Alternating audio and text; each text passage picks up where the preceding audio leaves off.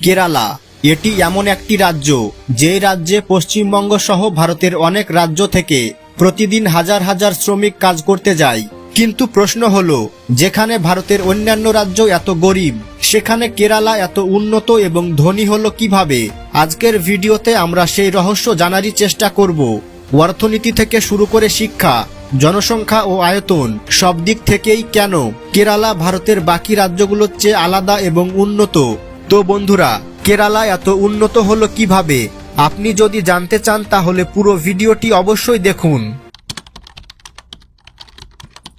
কেরালার অর্থনীতি ভারতের মধ্যে অন্যতম শক্তিশালী। 2025 সালের তথ্য অনুযায়ী বর্তমানে কেরালা রাজ্যের মোট সম্পদের পরিমাণ প্রায় 14,27,145 কোটি টাকা, যা ভারতের মোট সম্পদের প্রায় 4%। কেরালা রাজ্যের মানুষজন প্রতি বছর আয় করে থাকে প্রায় 3,17,723 টাকা, যা জাতীয় আয়ের দ্বিগুণের কাছাকাছি। কেরালার এই অর্থনৈতিক সমৃদ্ধির পেছনে আছে মূলত গালফ রেমিটেন্স।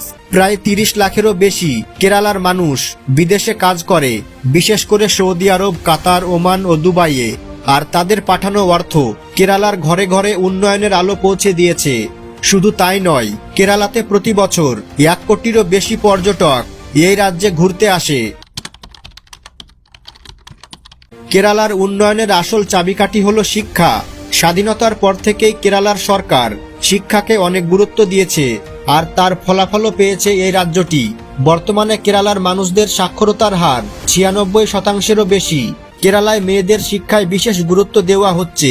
এখানকার স্কুলগুলোতে প্রাথমিক থেকে উচ্চ মাধ্যমিক পর্যন্ত ভর্তির হার প্রায় 100%। এবং এখানকার মানুষ শুধু বই পড়ে না, তারা তাদের সন্তানদের সচেতন নাগরিক হিসেবেও গড়ে তোলে। আর এই শিক্ষিত সমাজই কেরালাকে ভারতের বাকি রাজ্যগুলোর থেকে আলাদা করেছে। বর্তমানে কেরালার জনসংখ্যা প্রায় 3,53,00,000 এবং কেরালার জনসংখ্যা বৃদ্ধির হার ভারতের মধ্যে অন্যতম নিম্ন।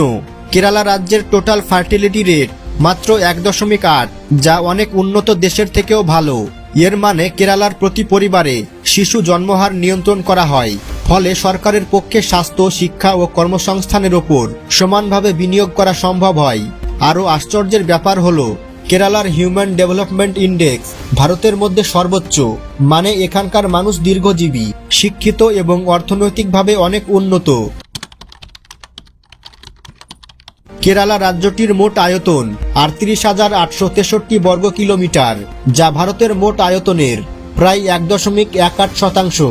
কিন্তু এই ছোট্ট রাজ্যটিকে প্রকৃতি অনেক কিছুই দিয়েছে: সমুদ্র, পাহাড়, নদী, বন আর উর্বর কৃষি জমি।